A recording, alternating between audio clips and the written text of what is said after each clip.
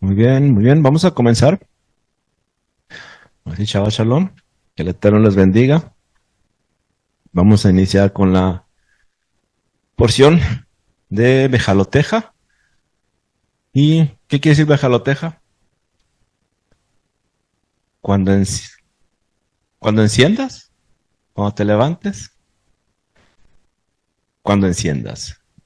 Cuando enciendas, ¿qué? La menorá. Muy bien, entonces vamos a iniciar. Hacemos la oración para la lectura de la Torah. Baruch et Adonai Ameborach. Baruch atah Adonai Eloheinu melech haolam asher bachar banu mikol hamamim benatan lanu et torato. Baruch atah Adonai noten haTorah. Amén. Muy bien. En esta porción tenemos algunos mandamientos, creo que son cinco mandamientos. De los 613, el mandamiento 380, que tiene que ver con el precepto de la segunda Pascua. ¿Sí? Recordemos que Hashem permite al pueblo a que haga una segunda celebración de Pascua o que pueda celebrar la Pascua aun cuando no pudo celebrar la primera. ¿Verdad? Le permite celebrar la segunda Pascua cuando no pudo celebrar la primera por motivos de impureza. Tocar un muerto o algo que había tocado y no pudo celebrar la primera Pascua, se le permite celebrar una segunda Pascua. De todas las celebraciones, esta es la que se permite celebrar si no llegaste a tiempo. ¿Sí? De todo el ciclo de las 7 celebraciones que tenemos, es la única que se permite que tengas como una segunda oportunidad. ¿Sí? ¿Qué significa la Pascua en Egipto? ¿Qué es lo que se celebraba? ¿Qué era lo que veían? ¿Pasar por alto? ¿Pasar por alto qué? Lo que iba a suceder. Librar la muerte. ¿Sí? Librar la muerte de lo que iba a suceder. La muerte de los primogénitos, ¿sí? Entonces, si la Pascua tiene que ver con librar la muerte, ¿cómo termina la última celebración? Tenemos 7 fiestas, 3 fiestas, con esta iniciamos y terminamos con Sukkot, que habitar con Hashem, ¿sí? Entonces, aquí se inicia la libertad del castigo de la humanidad. ¿Cuál fue el castigo de la humanidad por la desobediencia? La muerte, ¿sí? Muerte llegó a todos. Entonces, aquí es donde el hombre empieza a librar eso, donde empieza a librar el castigo de la muerte. Se te permite celebrarlo no una vez, sino 2 veces, ¿sí? Y ahorita vamos a ver por qué 2 veces. ¿Cómo se celebraba la Pascua? ¿Cuál era el simbolismo en Egipto? Donde ponías la señal. La sangre en la puerta, ¿sí? La sangre en la puerta. Ahorita vamos a ver qué tiene que ver la puerta con nuestra salida, ¿ok?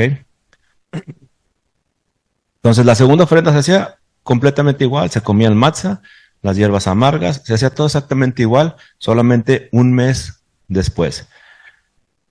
Igual, no se dejaba nada de lo que se comía en esa noche, se sacrificaba el animal, se comía todo y no podías también la prohibición de contraquebrar alguno de los huesos de la ofrenda de la segunda Pascua.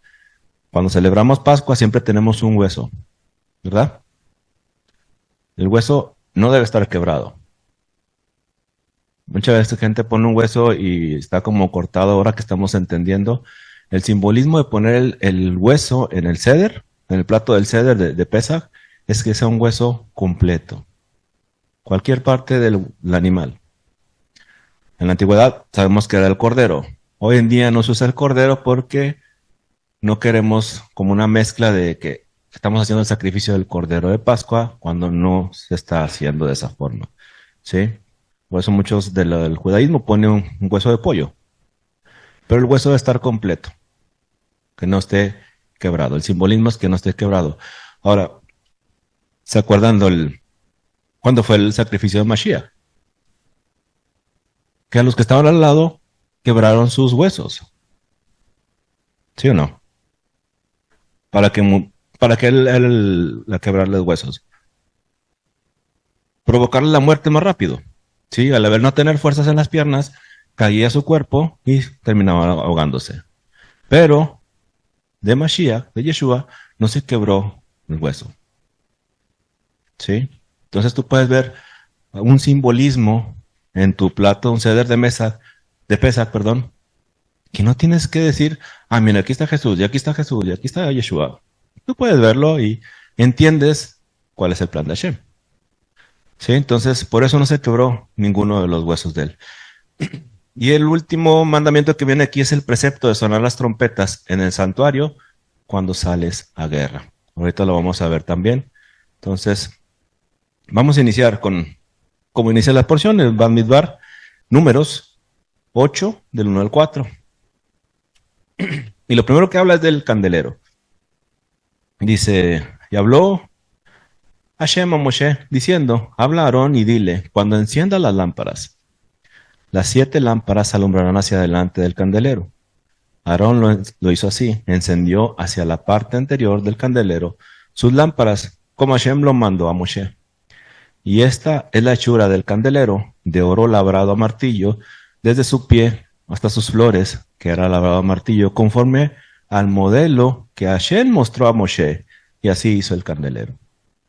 ¿Sí? Entonces recordemos que Hashem le mostró cómo era un Mishkan, cómo era un templo en el cielo, le mostró los planos, le mostró todo lo que había y dijo, así me construyes uno en la tierra. ¿Sí? Entonces, realmente lo que se hace en un templo, la construcción del templo no es algo que el hombre establece, algo que el hombre decide cómo hacerlo, sino en base a algo establecido. Entonces, ¿qué podemos entender cuando un templo en la tierra se hace exactamente igual a los estándares del cielo? Hashem tiene su templo en el cielo. Según lo que estamos viendo, él tenía un modelo. Entonces, cuando se crea un espacio igual, sagrado, ¿será que puede descender la Shekinah o la presencia de Hashem en la tierra? Si le creas un espacio sagrado, un espacio donde no haya impureza, un perímetro donde haya limpieza. ¿Sí? Y ahora muchas veces vimos que somos el templo. Hemos creado ese perímetro en nuestras vidas para que descienda la presencia. O si desciende la presencia, terminaremos muertos. Creamos un espacio de limpieza. Conocemos cómo era el templo. Conocemos por qué era tan importante ensayar todo el tiempo. No sabemos nada de eso.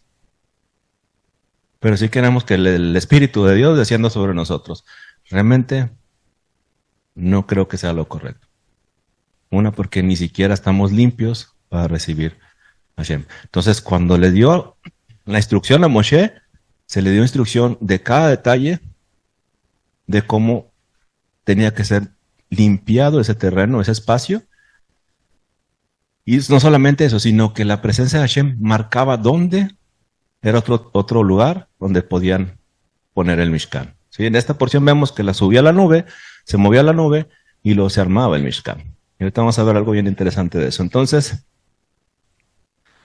entendemos que es un templo.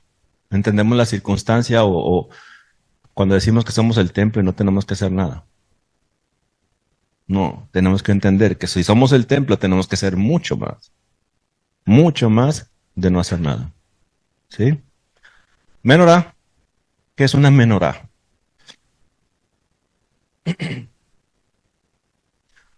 Una menorá, vos haces el candelabro, ¿no? Pero dice que se encendía, ¿a qué hora se encendía la menorá? ¿La mañana, temprano? La noche, al atardecer. Al atardecer, ¿por qué al atardecer? ¿Sí? Entonces se encendía una menorá para el anochecer. O sea, se encendía una menorá para hacer luz en la oscuridad. ¿Cómo es llamado Israel? El pueblo de Israel es llamado a ser luz en un mundo de oscuridad. ¿Sí? Entonces somos llamados a eso, somos llamados a ser diferentes, somos llamados a hacer diferencia entre la luz y las tinieblas. A partir de ahí Hashem crea. ¿Qué es lo primero que creó? El día primero. Separó la luz de las tinieblas, ¿no? O sea, quiere decir que dentro de las tinieblas había luz. Entonces, ¿será que lo que quiere hacer Hashem al final de los días es que en un mundo de oscuridad haya pequeñas luces y esa luz sea diferente? ¿Cómo poder brillar en la oscuridad? Es fácil brillar. Se necesita algo para brillar. ¿Sí? Entonces vamos a ver qué se necesita para brillar. Una menorá, viendo las valor numérico menorá, Mem 40, Nun 50, aquí ya tenemos 90, Resh 200, tenemos 290, 200, Bab 6, 296 y Hei 5. El valor es 5 de Hei, 301. Entonces, menorá tiene un valor de 301 en el hebreo. ¿Sí? Estas palabras también tienen un valor de 301. Aranen, aquí podemos ver Nun, son 100, Resh vale 200, aquí tienes 301. 301, Aranen es como cantaré o seré alegrado. ¿Será que cuando tú eres una luz o tú puedes cantar en una adversidad? No sé si vieron ayer en las noticias de cómo estaba Israel siendo bombardeado. Y estaban celebrando Shabbat, estaban cantando a Hashem en una adversidad. En un mundo de oscuridad, en una situación adversa, cantas. ¿Cuántos de nosotros en una situación adversa cantamos? Eso es ser diferente, eso es ser luz en algo oscuro. Cuando algo está oscuro en nuestras vidas, podemos cantar, podemos estar alegres. Eso es parte del pueblo. Eso es parte de ser una nación diferente. Lo más fácil de hacer cuando tienes una adversidad es enojarte, quejarte. Lo que hizo el pueblo. Muchas veces lo hizo quejarse, murmurar, hablar. Pero también puedes usar tu boca para alabar. Si tu corazón está lleno de que esa circunstancia Hashem la puso en tu vida con un propósito. ¿Cuál es el propósito? Exaltarlo. Porque Hashem es nuestro Dios en las buenas y en las malas. Porque a veces queremos agarrar a nuestro Dios nada más cuando nos va bien. Oh, gracias a Dios. Compré un carro, gracias a Dios. Compré una casa, gracias a Dios. Me dieron un préstamo, gracias a Dios. Pero estoy en crisis, estoy en dificultades, tengo un problema. Ahí ya no hay gracias a Dios. Ahí se acabó. O ahí es donde debes realmente, ahí se conoce quién es luz y quién es oscuridad. ¿Cómo está tu lámpara? ¿Cómo está tu menorá? ¿Puedes alabarlo? Baruch Hashem.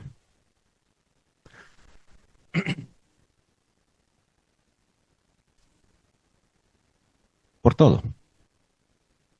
Si Él es tu Dios, si lo elegiste por tu Dios, en las buenas y en las malas.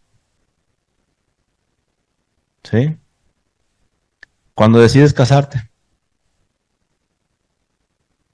cuando nos va bien o cuando nos va mal. Y matrimonios nuevos ahorita ven dificultades y brincan. Es muy fácil. Porque cuando se oscurece un poquito, mejor, ¿sabes qué? Incompatibilidad de caracteres, vamos cada quien por su lado. Es una luz muy débil. Muy, muy débil. Y si una persona, tú te puedes dar cuenta en las personas cómo fácil avientan la toalla. Fácil avientan la toalla. Tú puedes ver el comportamiento en las personas. En el gimnasio tú lo puedes ver, la persona que controla el peso, que está controlando y no deja caer las pesas, él tiene el control de la situación. La persona que suelta las pesas, desesperado, él no sabe controlar. A la primera avienta todo. Y tú te vas dando cuenta, simplemente eso te das cuenta del carácter de la persona. Te das cuenta que esas no tienen un temperamento. Pero cuando controla lo que está cargando, es cuando esa persona está creciendo. Y realmente, en el gimnasio, cuando tú quieres crecer o hacer músculo, tienes que controlar, tienes que agarrar fuerza de esa forma. Y tiene que ser algo adverso para tu cuerpo. Si quieres que crezca, tienes que poner pesos que normalmente no haces, situaciones adversas para que tu cuerpo pueda crecer. Cuando pasan situaciones adversas en nuestra vida, son para crecer. Y ahorita vamos a ver eso también. Otra palabra, Esh, fuego. Shin vale 300 y Aleph 1. Esh, fuego. ¿Cómo dice que purifica Hashem el oro, la plata? Con fuego. ¿Sí? Con fuego. El Nahar quiere decir como un extranjero, un extranjero. Él es como Elohim, como nickname, short name, no sé cómo decirlo, con el nombre corto de Elohim. El Nahar es como el dios del extranjero. Entonces, ¿será que Hashem tiene un solo pueblo? ¿O será que Hashem es Dios de todas las naciones y el que se quiera acercar a él? En el que Hashem se plazca cómo es esa persona. Porque Hashem puede ver si eres luz o eres oscuridad. Ahora, ¿nosotros elegimos a Hashem o Hashem nos elige a nosotros? Él hace un llamado. La invitación está hecha, pero el llamado es, tienes que guardar mis mandamientos, tienes que guardar mis votos, tienes que apartarte para servirme. Y ahorita lo vamos a ver. Más adelante lo vamos a encontrar. Eso mismo. Entonces, menorá es ser una luz. ¿Sí? Es lo que pide Hashem. Que seamos una luz dentro de las naciones, una luz dentro de un mundo oscuro. Y que podamos alabarle. ¿Sí? Vamos a seguir. En el 8.4, de hecho, Candelero lo menciona 4 veces. Menorá lo menciona 4 veces. ¿Sí? ¿Cuál es la puerta? La puerta, ya lo dije. La puerta es la letra Dalet. La letra Dalet es la número 4. ¿Sí? Pesaj es un simbolizado en la puerta. Está grabado en la puerta. La sangre está en la puerta. ¿Sí? Tiene que ver con el 4. ¿Alguna vez han analizado el 4? Así rapidito. Puedes volver loco un judío cuando le das con el 4. Yeshua dijo que yo soy la puerta. ¿Verdad? Entonces, ¿qué es la puerta? La letra de Dalet es la número 4. Si te vas a la porción, a la parashá número 4, ¿quién está ahí? ¿Quién sale? Isaac, el sacrificio de Isaac. Si te vas a Génesis capítulo 4, ¿qué hay ahí? La muerte de un justo. Abel, alguien que ofrecía a Hashem lo mejor. Y el hermano no ofrecía lo mejor y se enojó con él. Y la muerte de un justo. ¿Qué más han visto el 4?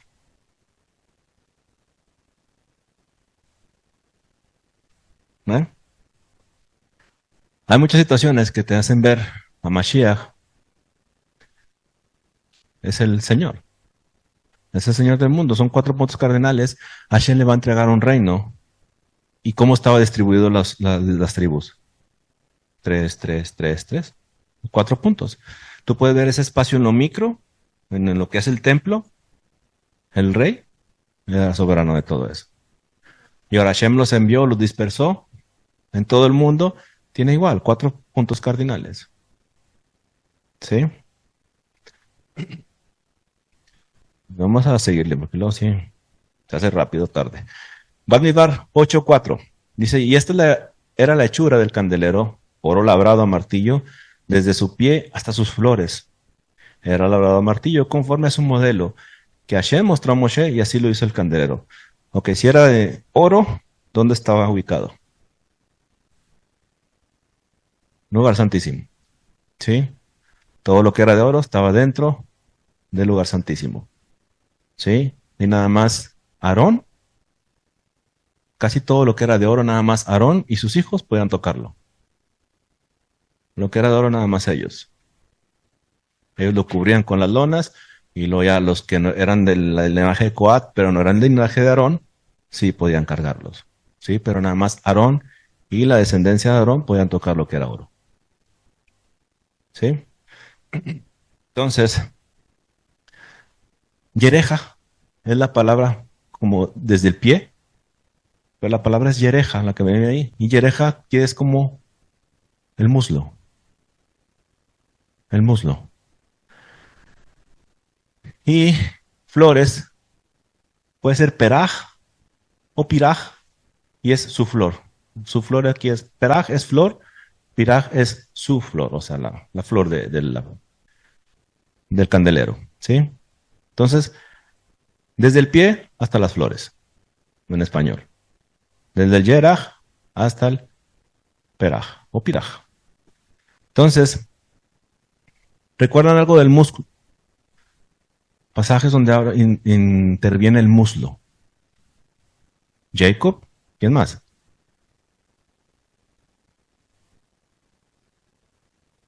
Jacob es uno. Abraham.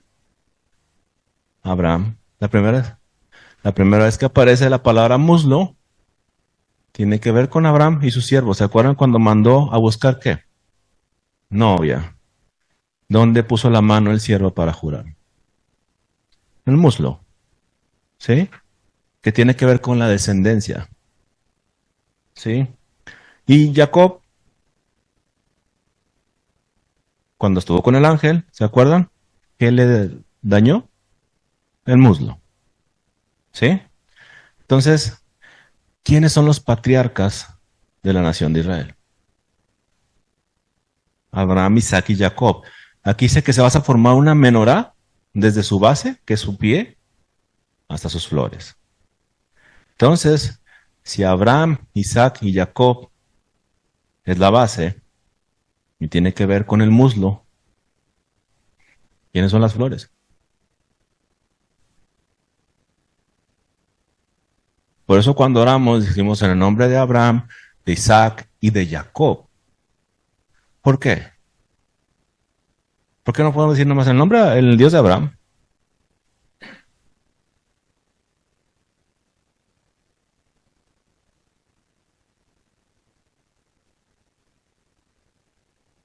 ¿Sí?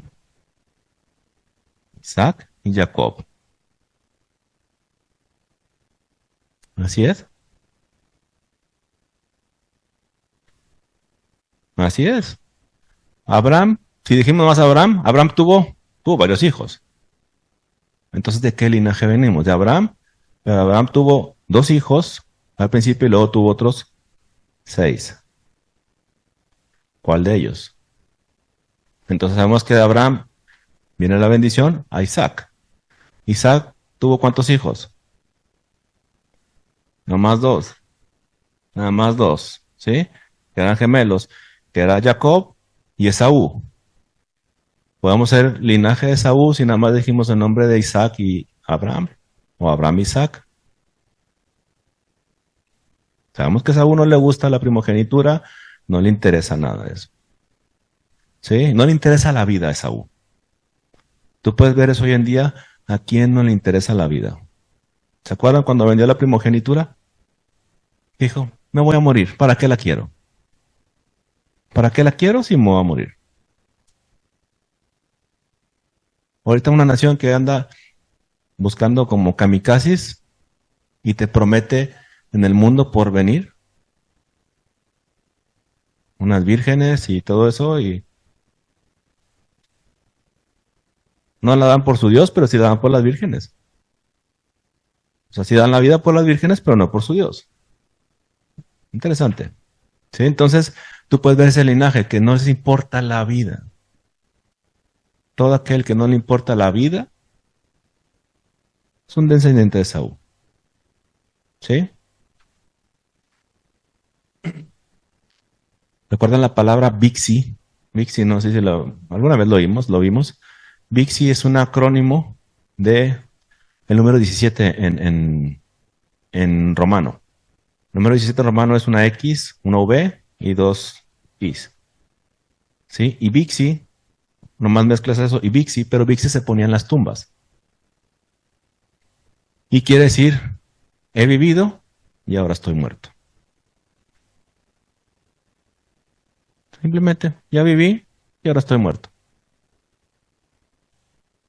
Eso dice en una tumba que tú crees en el Dios de la resurrección. No, muy diferente, ¿no? Entonces, por eso, el nombre de Abraham, de Isaac y Jacob. ¿Sí? Por eso es la oración que siempre hacemos, Abraham, Isaac y Jacob. Entonces aquí vemos a Abraham y a Jacob, los dos con una ofrenda o una promesa en su muslo. Ujú. Abraham, al siervo que le iba a buscar la novia, de ahí viene esa promesa. O sea, si no me traes la novia, júrame que me tienes que traer la novia. Si me la traes, esa es la promesa dada a Abraham, que le trajo una novia para su hijo. Y a Jacob, librarlo de la mano de Saúl, su hermano. Líbrame de Saúl que me está persiguiendo. ¿Sí? Entonces, primero es la promesa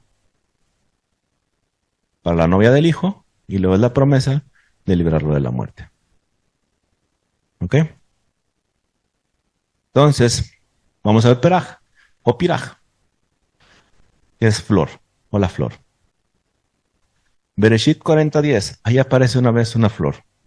Y vamos a ir ahí para que me ayuden a leerlo. Bereshit 40:10 y Bad Midbar, Números 17:5 y Génesis 40:10. Números 17:5 y Génesis 40:10.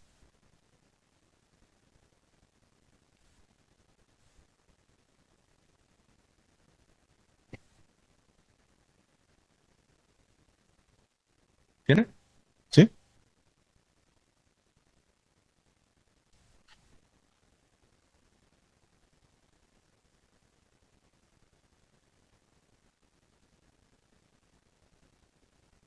Amén. Allá va de la palabra flor. ¿Sí? ¿Recuerdan este sueño que él tuvo el copero? ¿Verdad? Que fue una interpretación que le dio Joseph, José. ¿Por qué llegaron estas personas a la cárcel?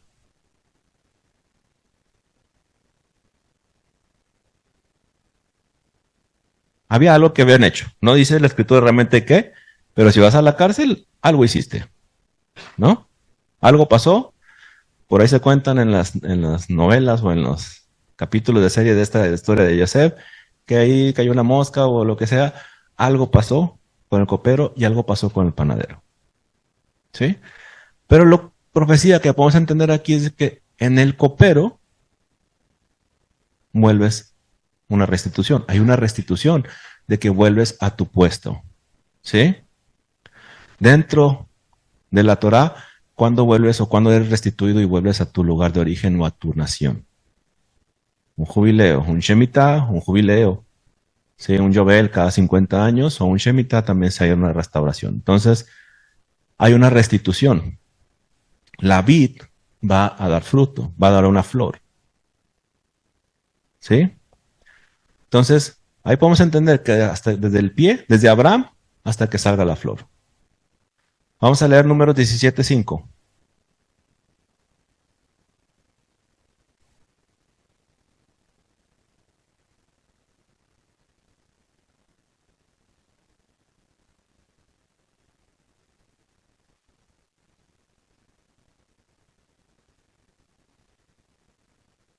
¿Alguien quiere leerlo? Si no quieren leerlo, vamos a mantener el dedo.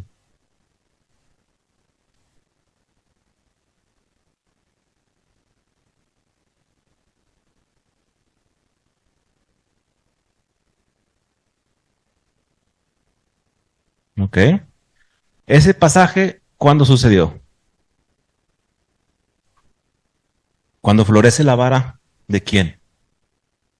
De Aarón. ¿Por qué floreció? ¿Por qué vino a florecer esa vara? ¿Qué pasó antes? Coraje. ¿Sí? Entonces, cuando aparece la palabra flor, normalmente cuando aparece la palabra flor, siempre vemos que hay una pequeña tribulación antes del copero. Pasó una tribulación, fue condenado, hubo una condena para él y de ahí fue una restitución. De aquí vemos que hubo un conflicto, Coré con su hermano, con su primo, Aarón, que quería, hubo un conflicto también y de ahí sale la flor. Y la flor es una confirmación de Hashem está restaurando, Hashem está poniendo honor de nuevo. Entonces podemos entender, cuando vemos la palabra peraj, ¿es una restauración o es un lugar de honor que está poniendo Hashem de nuevo? ¿Sí? Entonces, si tenemos un árbol frutal, tiene que haber primero flores, ¿no? La escritura dice que demos buen fruto. Y el árbol es una similitud a ser un hombre. Y dice, por sus frutos los conoceréis. La flor, de ahí sale el fruto, ¿no? ¿O no? Tiene que haber una flor y tiene que haber fruto. ¿Qué tiene que pasar la flor? Ahora sí, ahora vamos al área de agrícola. ¿Qué tiene que pasar una flor para que dé fruto? Porque no nomás sale polinizar. Polinizar. ¿Cómo se poliniza? La abeja. Te sabes la historia del niño, ¿no? Ya la contaste 5 o 7 veces, ¿no? Deberías de contarla, mija, te vas a llenar de nietos. ¿Ok? ¿Qué es lo que busca la abeja? ¿Una flor? El néctar, ¿sí? Busca el néctar, busca algo dulce. ¿Quién es más beneficiado, la abeja o la flor? La flor, ¿sí?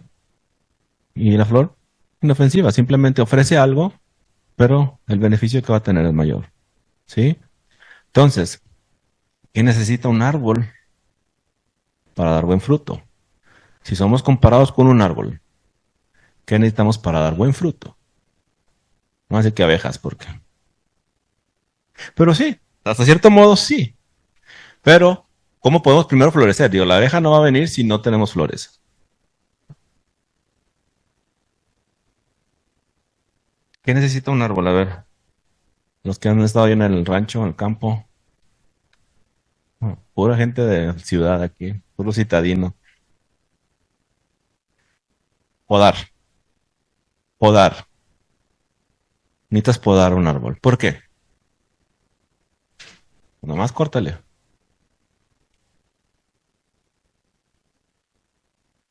Le vas a hacer una poda para que se enfoque en las flores. Toda su energía lo convierta en flores. ¿Sí? Para eso son las podas. Entonces, cuando Hashem hace podas en nuestra vida, ¿qué quiere que hagamos? Enfocarnos. ¿Sí? ¿Y qué pasa cuando nos queremos deshacer de esas cosas? Cuando nos aferramos. Cuando Hashem te la está quitando y tú te mantienes firme. Vas a perder el enfoque de él. Hashem no quieres que des fruto, que te enfoques en él, pero que hay alrededor tuyo. ¿No quieres soltar? Está bien, no lo sueltes. Pero tus flores, así como el árbol, van a ser muy pocas o muy escasas o ni siquiera van a dar fruto. ¿Sí? Podar es algo que tiene que suceder sí o sí si quieres crecer. Y normalmente cuando te vas acercando a Hashem, gente que se va a ir alejando, cosas que te tienes que ir quitando, cosas que tienes que ir dejando, sí o sí. Si no se te ha quitado nada en tu vida, si te yo me estoy acercando a Hashem y yo sigo con todo, muy bien, no te han podado. Un árbol, si quieres que crezca, tienes que cortarlo. Tienes que cortar esas ramas de abajo porque nunca lo van a dejar crecer. Es normal. Hashem hace lo mismo con nosotros, como si fuéramos árboles. La alimentación. Es importante los nutrientes que le das al árbol. ¿Sí? El clima. Es importante el clima, ¿no? La atmósfera. Es importante la alimentación para nosotros. Tú puedes ver un árbol enfermo si no tiene nutrientes. Tú puedes ver a un hombre enfermo si no tiene nutrientes. Si lo que crees que le estás echando como nutriente o como la tierra que trae no trae el suficiente nutriente, el árbol se va a enfermar. El hombre se va a enfermar igual. El clima es otro. ¿Qué pasa con el clima?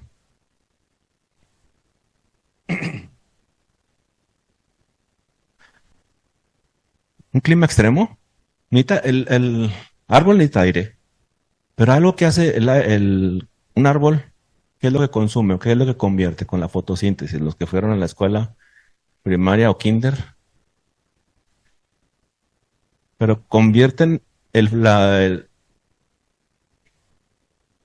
dióxido en oxígeno. ¿Sí?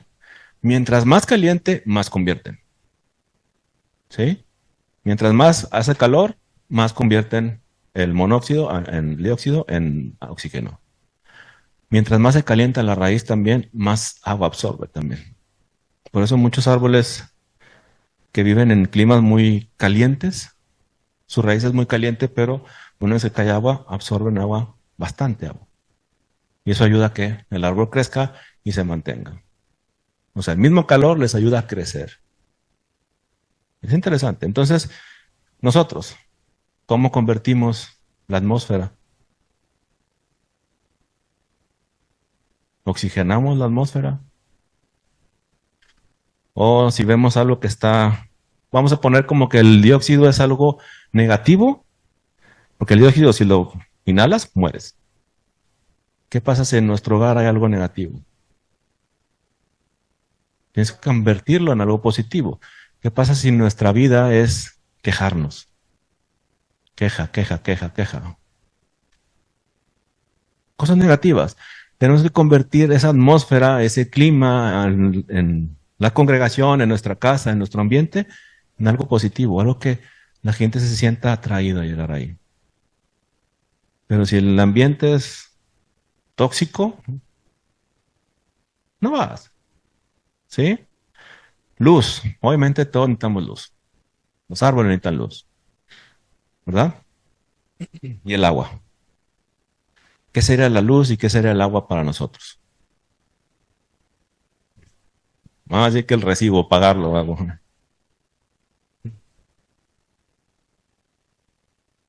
La Torah es agua. ¿Y la luz? ¿La palabra? ¿El café? Ah, la fe. Ya entendí el café. Dije, pues sí, sí, sí nos despierta en las mañanas. La fe es algo que voltear a ver a Hashem. ¿Sí? Un árbol crece, el agua la agarra del suelo y la luz viene de arriba. ¿Sí? Entonces, con lo que decía Juan, está perfecto. Tú agarras el agua, la Torah y tu fe en Hashem. Tu oración a Hashem te va a hacer crecer. ¿Sí? Entonces, viene de Abraham. ¿Qué son las flores? ¿Seremos nosotros el fruto que damos? Puede ser una luz. Así se construye una menorá. Así construyó Abraham una menorá. Digo, Hashem una menorá desde Abraham hasta toda la descendencia. Y esa fue la promesa que le hizo. De ti, de tu muslo, de tu simiente, te daré toda una descendencia. ¿Sí? Entonces, por eso nos habla en el Nuevo Testamento de que personas que den fruto. Para dar fruto, necesitas flores. ¿Amén? Dice Números 8, 6 al 7, dice también, Hashem habló a Moshe diciendo, toma de los levitas entre los hijos de Israel y haz expiación por ellos, así darás expiación por ellos. Rocía sobre ellos el agua de la expiación y haz pasar navaja sobre su cuerpo y lavarán sus vestidos y serán purificados. Agua y poda. Tenían que rociar agua sobre ellos y podarlos o cortarles todo el vello. Ahora, ¿a quién más se le hacía esto? Uno eran los levitas, y recordemos que los levitas eran para entrar en función en el templo. Pero había alguien más en la nación de Israel que se le hacía esto mismo y no eran levitas. No necesariamente tenían que ser levitas. El nazareo rasuraba su cabeza, pero había otro que se rasuraba todo el cuerpo también. ¿Quién? Leproso. El leproso. Exactamente el mismo proceso de un levita, de un sacerdote, así se le hacía al leproso. ¿Por qué?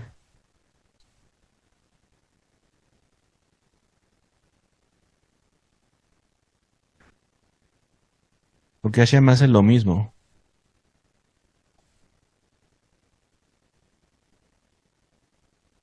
¿Te lavaba bien? El levita hacía ese proceso y entraba a un estatus mayor. El leproso hacía ese proceso y también entraba a un estatus mayor. Porque ¿dónde estaba el leproso? Fuera del campamento. Quiere decir que podías volver a subir un nivel o a subir, a escalar un nivel. ¿Sí? Pero Hashem es tan bueno, por ejemplo, que las ofrendas. ¿Nunca se han fijado que las ofrendas de pecado y de paz se parecen? ¿Por qué?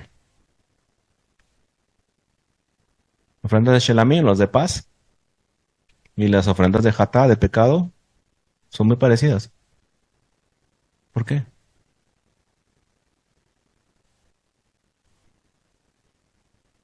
Exactamente. Cubrir al que viene de pecado, cubrir al que viene de paz. Nadie va a saber más que cuando tú llevas la ofrenda. Siempre te va a estar cubriendo. Hashem te cubre que nadie no expone tu pecado. ¿Sí? Y ahorita vamos a ver eso de cubrir. Entonces, es lo que vimos ahorita de lo de la Pascua. Y esto es lo del Cafar. Dice, yo he tomado los levitas en el lugar de todos los primogénitos de los hijos de Israel y no he dado en don a los levitas a Aarón y sus hijos entre los hijos de Israel, para que ejerzan el ministerio de los hijos de Israel del tabernáculo de reunión y reconcilien. Reconcilien es la palabra kafar. Kafar, ahorita vamos a ver qué es kafar. A los hijos de Israel para que no haya plaga en los hijos de Israel y al acercarse los hijos de Israel al santuario. Kafar, ¿qué es kafar? Reconciliar, unir. Pero todas estas palabras se escriben igual que kafar. Kafar también puede ser él negó. Kfar, sin la A, Kfar, es como una aldea, un pueblo. Kaper es perdonar, perdona. Kafar es la misma raíz, Kaf, Pei, Resh, de Kippur. ¿Qué es Kippur? Tenemos un día de Kippur, día de expiación. ¿Sí? Entonces, ¿qué hace Hashem ese día de Yom Kippur? Kafar es reconciliar, cubrir, proteger. Es un día que Hashem nos va a reconciliar. ¿Con quién? Con él mismo. Kafar es una aldea, un pueblo. El día de Yom Kippur no vas solo como nación. El día de Yom Kippur vas como un pueblo, como una sola entidad. Tú no te presentas individual como perdóname a mí. No, perdónanos a nosotros. Caper se escribe exactamente igual, perdona. Ese día tú tienes que perdonar primero para ser perdonado. Tú no puedes pedir perdón cuando no pides perdón a tu hermano. ¿Sí? Entonces recordemos que el segundo templo fue destruido por la Shonjara, que no había esa fraternidad entre hermanos. Siempre había críticas al hermano. Entonces, Yom Kippur es una restauración de Hashem en la tierra. Quiere decir que tú primero tienes que perdonar al hermano, como un pueblo, ¿verdad?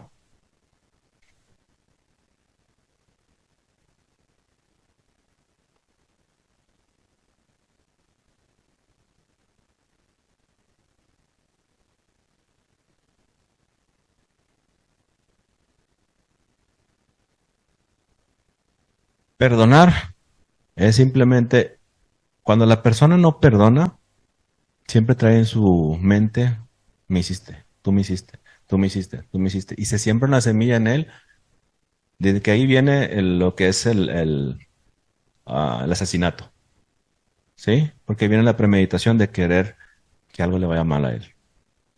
O sea, de ahí empieza una semilla. Entonces, el perdonar no quiere decir que van a ser los mejores amigos, pero simplemente es como olvidar o negar lo que sucedió. Ya, ¿sabes qué? Lo que pasó, ahí se quedó, ya, ya no más, ya no hay más. Tal vez no te sientas a la mesa con él, tal vez no sean los mejores amigos, pero nunca más va a volver a salir de ti de que es que él me hizo. Él me quitó, él me empujó, él me... Nunca vuelve a salir. Ya, lo que hizo, pues lo hizo, ya pasó. Como dice Yeshua, escrito está. No vas a cambiar el pasado, pero no vas a poder vivir en el pasado tampoco, estar todo el tiempo en el pasado, en el pasado. Tienes que aprender, como darle la vuelta a la hoja, perdonas y si lo ves, nada pasó. Digo, a lo mejor no vas a querer ir a comer cada fin de semana a su casa, ¿verdad? Pero si lo ves ya no es como que, me acuerdo que me hiciste eso. Ya quedó atrás. Olvidar, olvidar. O dejar de recordar. Porque normalmente cuando tienes un conflicto con alguien, cuando no perdonas, todo el tiempo, y otra vez, ¿sí?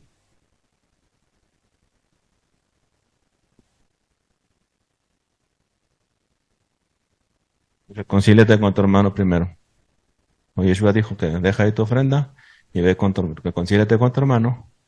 Porque si no te reconcilias con tu hermano, ¿a qué vienes a alabarme a mí? O sea, ¿a qué vienes a alabar a tu Dios si tienes problemas con tu hermano? Lo mejor es de soltar. No quiere estar, no está, ni modo.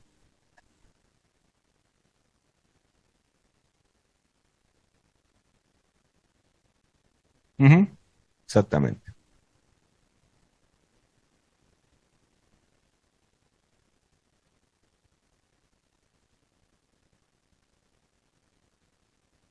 No tanto como convivir, sino simplemente si lo vuelves a ver, o sea, eso quedó atrás.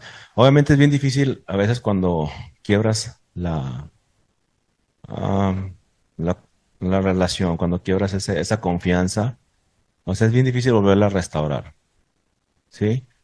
Pero simplemente, pues dejarlo ir, o sea, y si te veo, te saludo como si nada, no hay rencor, o sea, te saludo como si nada, te saludo tampoco que hagas ese, ay, viene este, no, no, o sea, porque cuando decir, ay, viene este, estás recordando lo que te hizo, entonces simplemente, hola, ¿cómo estás? Y se acabó. Digo, si coinciden en algo, pues ser luz también, ¿sí? Porque ser luz también implica ser diferente a lo demás. Normalmente, ¿qué sería lo natural? Pues estar enojado, verlo, sacarle la vuelta. Pero si tú le sacas la vuelta, quiere decir que sigues recordando eso que te hizo.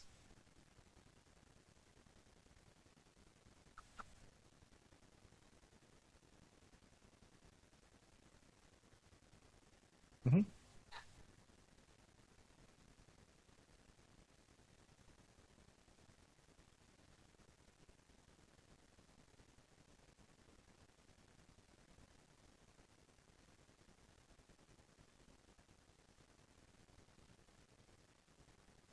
Es complejo, pero vaya, tal vez lo que te digo es de que no estarías con él cada fin de semana. O sea, no será como una relación de que vamos a otra vez. Si es alguien de fuera, no. Si es familia y coinciden, pues verlo bien. O sea, no hay nada en mi corazón ya en contra tuya. te veo como si nada pasó. Vaya, no podemos cambiar el pasado. El pasado va a estar ahí, quieras o no, ahí va a estar. Escrito está. Depende de ti si quieres cambiar tu futuro.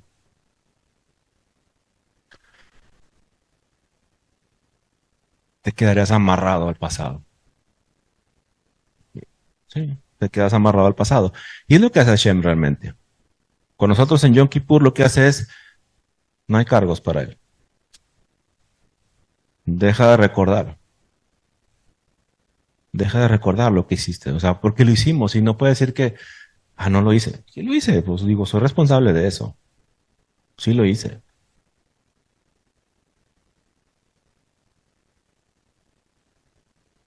Así es.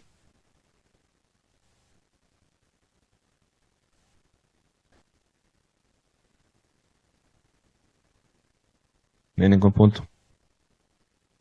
Tiene sentido.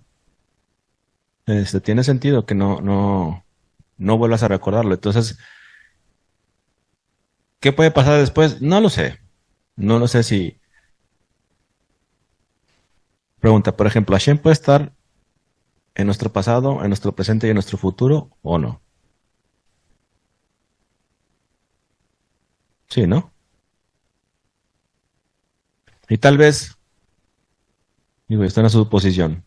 En nuestro futuro, cuando nos perdone, Él tal vez nos permita en nuestro pasado corregir.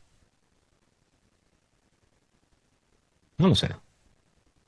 No hagas esto, no hagas otro, corrige, aquí la regaste.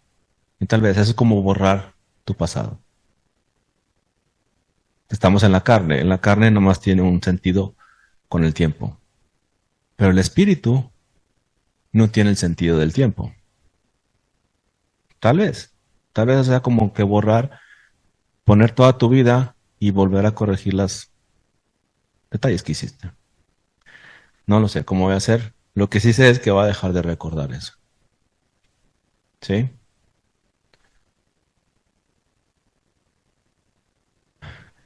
Es que el espíritu no puede. Para que exista el tiempo, bueno, existe el tiempo, ¿no? Pero el tiempo está relacionado, tú puedes ver en cualquier fórmula física, si hay masa. Si la masa deja de existir, el tiempo queda como una variante cero. Entonces, al ser espíritu, no existe el tiempo. Digo, está científicamente comprobado, necesitas una masa. Para aceleración, para velocidad, siempre está influida la masa. ¿Sí? Ok, entonces, la menorá y los levitas. Ok, entonces, si la menorá es encender una luz, si los levitas nos preparan para reconciliar el pueblo, para el tiempo de Yom Kippur. Entonces Hashem tiene un tiempo destinado a encender una luz en un tiempo de oscuridad para prepararnos en un tiempo determinado. ¿Por qué Pesaj fue de noche?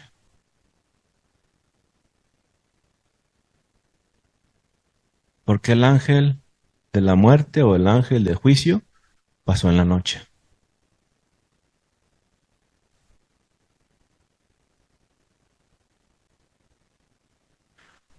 La oscuridad, pero el que estuvo en obediencia fue como una pequeña luz. En ese mundo de oscuridad fue una luz porque vivió en obediencia. ¿Sí?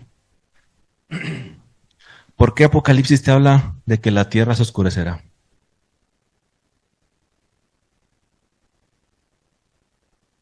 Será muy oscuro. Dice el sol, la luna se oscurecerán.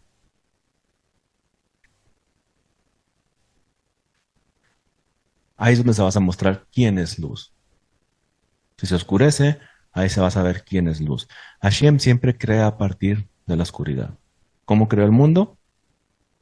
La tierra estaba desordenada, vacía, y separó la luz de las tinieblas. Entonces, la creación, el proceso de creación es siempre crear a base de ser una luz en un mundo de oscuridad. Egipto, Israel fue luz o fue obediente en un tiempo de oscuridad. ¿Sí? Al final de los días, otra vez igual. Lo mismo que sucedió en Egipto, oscuridad, ser luz, ser obediente en la oscuridad.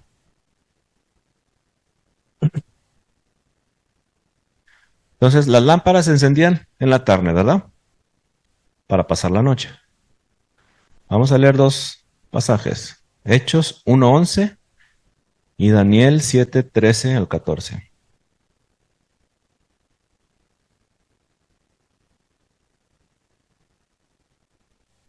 Y ayúdeme con la lectura, por favor. Hechos 1:11 y Daniel 7:13 al 14.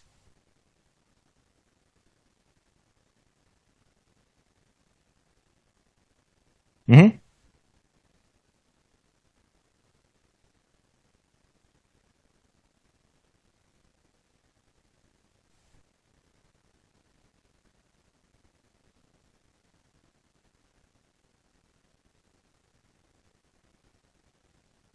Ok. Entonces nos está diciendo una profecía de cómo se fue, vendrá.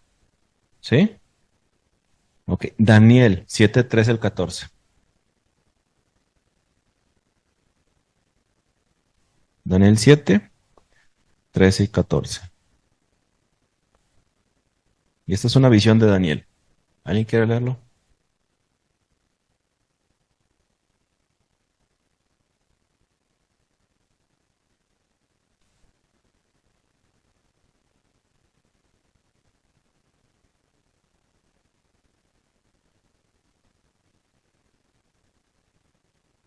14.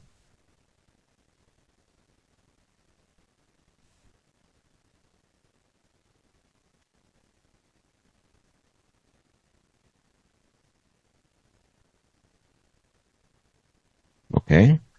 Entonces, en la nube. ¿En las nubes o en la nube? ¿Sí? ¿Cómo se fue? ¿Cómo vino? ¿Está hablando del mismo personaje o no? Sí, ¿verdad? Entonces, fíjese lo que dice Números 9:22 al 23. Bamidbar 9:22, 23. Dice, o si 2 días, o si un mes, o si un año, mientras las nubes se detenía sobre el tabernáculo, permaneciendo sobre él, los hijos de Israel seguían acampados y no se movían. Mas cuando ella se alzaba, ellos partían. Al mandato de Hashem, acampaban al mandato de Hashem. Partían guardando la ordenanza de Hashem como él lo estableció por medio de Moshe. Entonces, quiere decir que si la nube se movía, se levantaba, ¿qué era lo que tenían que hacer con el tabernáculo? Moverlo. Y una vez que llega la nube, volverlo a formar. ¿Verdad? Entonces, si Yeshua se fue y va a volver a venir, y cuando veas la nube, ¿qué se tiene que formar abajo?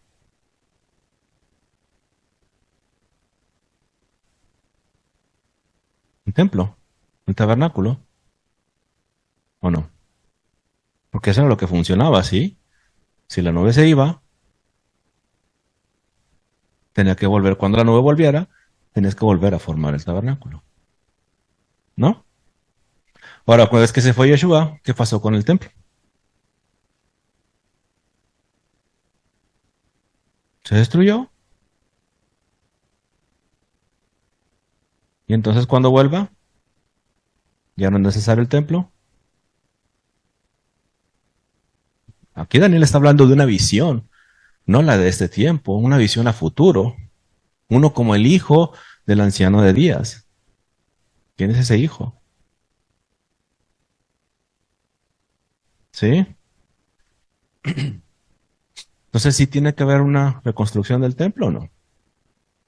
Si yo lo dejara su juicio, la evidencia ya está. No quiero imponer nada, pero es lo que dice la escritura. Entonces,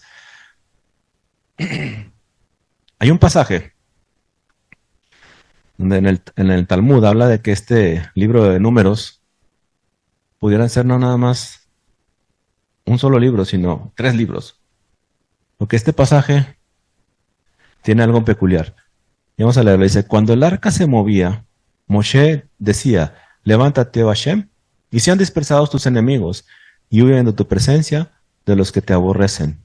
Y cuando ella se detenía, decía, vuélvete, oh Hashem, a los millares de Israel. Menciona dos cosas, una cuando se levantaba y otra cuando volvía. ¿Sí? Entonces, si se levantaba, eran dispersados los enemigos. Si volvía, eran reunidos los millares de Israel. Entonces, ¿de qué habla ahí?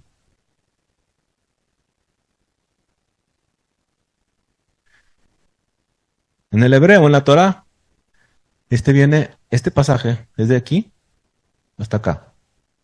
¿Sí? Ahí lo puse en hebreo por si quiere leerlo. Pero está dentro como un paréntesis de las letras Nun. ¿Sí? Es una letra Nun, pero la letra Nun está al revés. Así está en la Torah. Una letra Nun, pero invertida. La letra Nun es como esta. Si la ve aquí, está al revés. Y aquí también está al revés. De hecho, aquí las puse también. Esta letra Nun, y aquí termina con la letra Nun, pero invertidas. ¿Por qué? Como haciendo un paréntesis, los sabios dicen que realmente ese es un verso que no debería estar ahí por el contexto, pero ahí lo dejaron. ¿Sí? Ahí lo dejaron y ahí sigue en la Torah, ahí sigue escribiéndose, pero dicen que no debía haber estado ahí. Y al hacer en paréntesis como que está, este verso lo teníamos en otro lado, pero no sabemos dónde es. Entonces, por eso los sabios dicen, la primera parte de Números es una, estas son dos, y serían como 3 libros de Bamidbar. Pero bueno, entonces, ¿qué era lo que dice ahí? Si analizamos, levántate, oh Hashem. ¿Qué es levántate? Levántate, oh Hashem, es la palabra kum o kuma. Kuma Adonai. ¿Sí? Hay un canto, ¿eh? Kuma Adonai. Kuma Adonai. Levántate. Entonces, si queremos entender un poquito a qué se refiere la palabra kum, vemos la palabra kum con palabras que tengan la misma raíz y nos va a enseñar un poquito más qué se refiere con esa kum, como levántate. Porque entendemos que en español, por ejemplo, levántate, estaba tirado en el piso. O levántate, estaba dormido. Cuando Hashem no está en el piso, cuando Hashem no está dormido. Entonces, a veces esas palabras, como darnos un contexto completo de qué significa, buscas la raíz y qué significa en cada raíz, y ya te da un contexto más allá y ya entiendes qué es levántate cuando el salmista dice levántate, Hashem. ¿Sí? Kum, la raíz es kuf, bab, mem. Kuf, bab, mem. Lecomem. Lecomem es estar enfadado o enojado. ¿Sí? Aquí está Q, mem, aquí desaparece la bab, porque tiene una letra G, y cuando trae una letra G son irregulares los verbos, pero akama tiene la misma raíz. Akama es un establecimiento o una creación. Establecer algo o crear algo. ¿Sí? Yekum, sí, tiene las mismas 3 de raíz. Yekum es un mundo entero. Makom es un lugar. Entonces, cuando hablamos de levántate, ¿será que le estamos establece tu reino o crea de nuevo o hace una nueva creación en el mundo entero? En el lugar que tú estableciste donde ibas a poner tu templo. De una manera enojada. Enojado, enfadado ¿con quién? Enojado con los que están haciendo mal a la nación. Entonces cuando decimos Kuma Adonai, levántate Adonai, Es levántate, defiende, restaura, establece tu reino de nuevo. Eso es levántate, Adonai. No es que Hashem esté acostado. ¿Sí? Coma se escribe igual que Kuma. ¿Sí? Ahora, ¿qué es coma?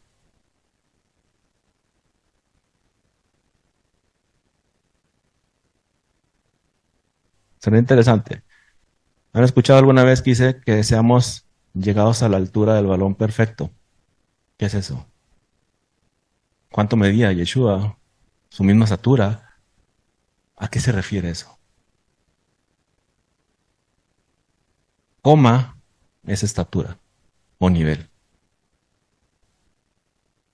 Entonces, que seamos a la estatura, al nivel, o que lleguemos al día que se levanta Hashem, para ser perfectos delante de Él.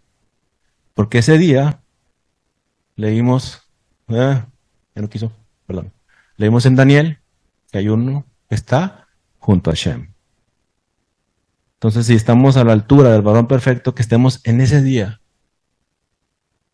O sea, que nuestras acciones sean para llegar a la estatura o coma como Yeshua, al día que Hashem levante a su pueblo.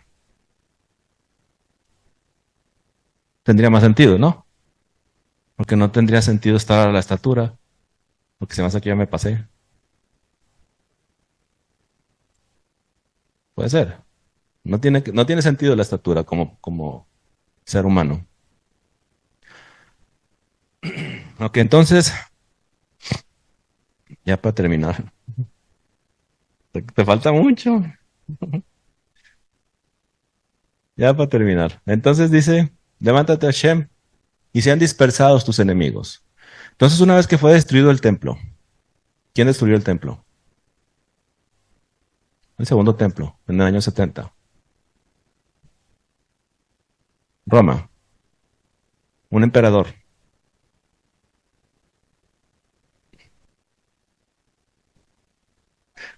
Ahí están. Tito César Vespasiano Augusto. Tito, ¿sí? Fue una dinastía, la dinastía Flavia. Tito era emperador, pero su papá, Flavio, era el primer soberano de Roma. Entonces luego vino Tito y luego Domiciano. Fue el tercero. Fue la dinastía. La dinastía Flavia, obviamente es del papá de Flavio, duró del 69 al 96. A 96. Entonces, ¿cuándo fue destruido el templo? En el 70. Entonces, prácticamente, Flavio entró después de que muere Nerón. Después de que muere Nerón, entra Flavio y Tito era emperador. El siguiente año de que entraron, destruyeron el templo. En el 70. O sea, el siguiente año después de ser Flavio emperador, Tito fue el encargado de destruir el templo. Lo interesante es que esta dinastía de Flavia o Flavio, duró muy poquito. Pero Tito también duró muy poquito. De hecho, cuando destruyó el templo, a los 10 años murió. Tenía 41 años Tito. Murió muy joven. Y allá lo que se llevó un secreto, a lo que sus últimas palabras antes de morir dijo, solamente un error cometí. Nadie sabe a qué se refería, pero se cree que haber destruido el templo le costó la vida. 41 años murió. Entonces, después de ahí fueron dispersados todos, todo el pueblo, todas las naciones. El imperio romano nunca tuvo estabilidad, digo, fue terminado en el 476 de nuestra era, pero realmente fue un imperio con demasiadas dispersiones. Cada vez veías, se hacía otro nuevo imperio, diferentes, no nuevos imperios, sino nuevas personas, nuevos al reino. Era un imperio que bastante sanguinario, ser el líder, Todo el mundo buscaba tu cabeza. Entonces, realmente fue un imperio que a partir de ahí se mantuvo, pero terminó en nada otra vez. Entonces,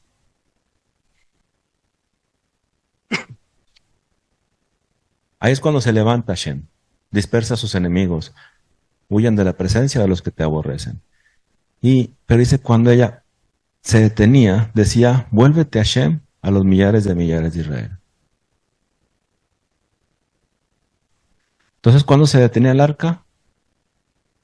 Cuando volvía a la nube, ¿no? Donde es debajo de la nube.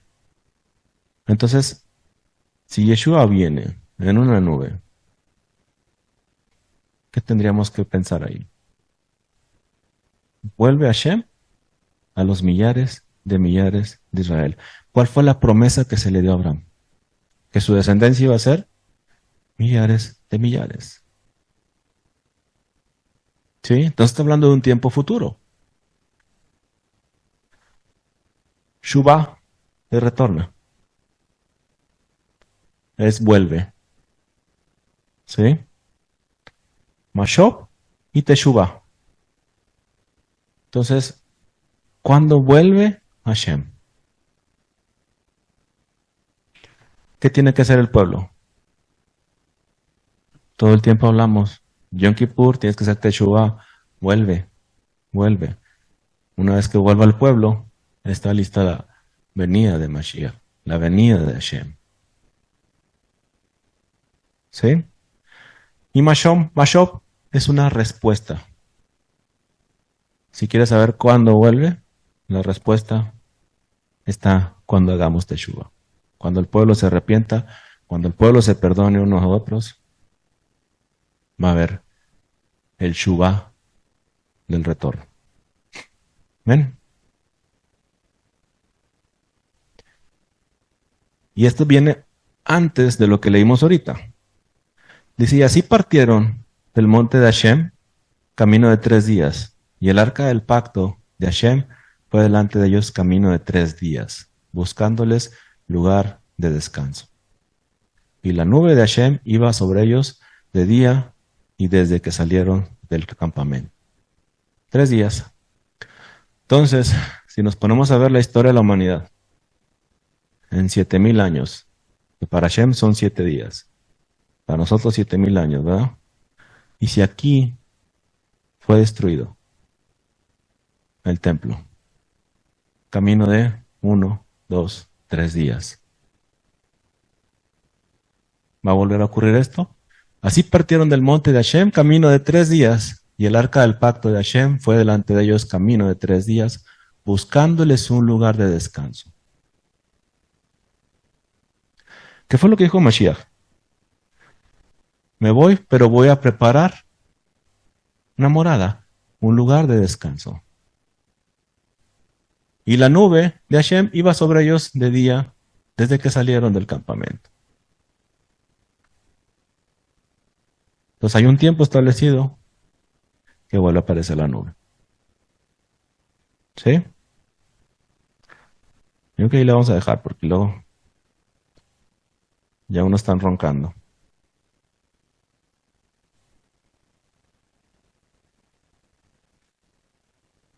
¿Preguntas? ¿No? Que claro fui ahora. Una, a ver, échale.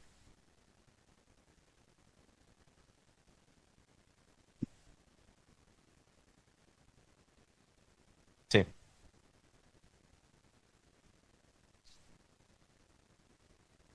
Shabua.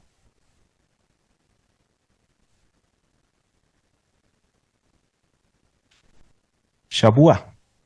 Shabua es semana.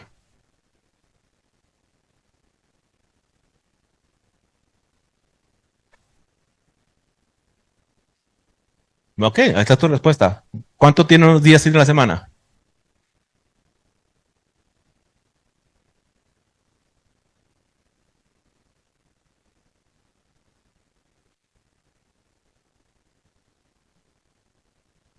No, en español no, no disponible.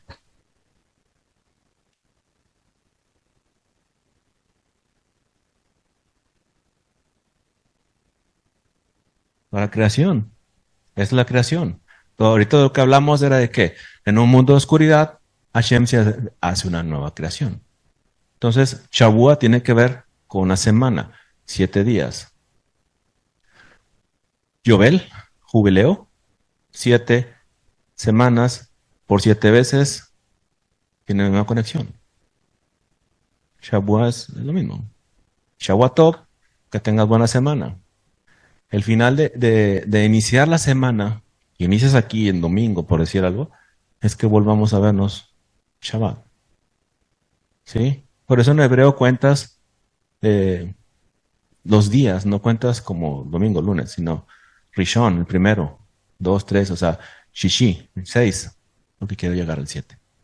Mi finalidad es llegar al 7. 7 es Shabbat. Esa es la promesa.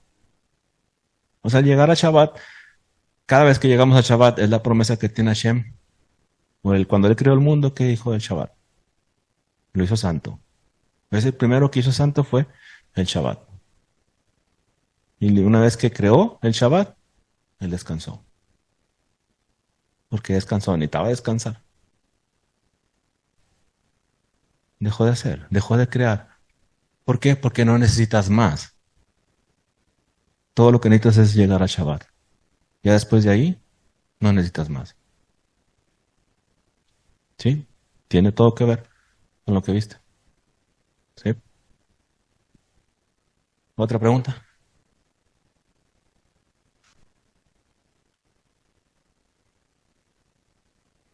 ¿Mm? Ok. Muy bien, vamos a terminar la transmisión.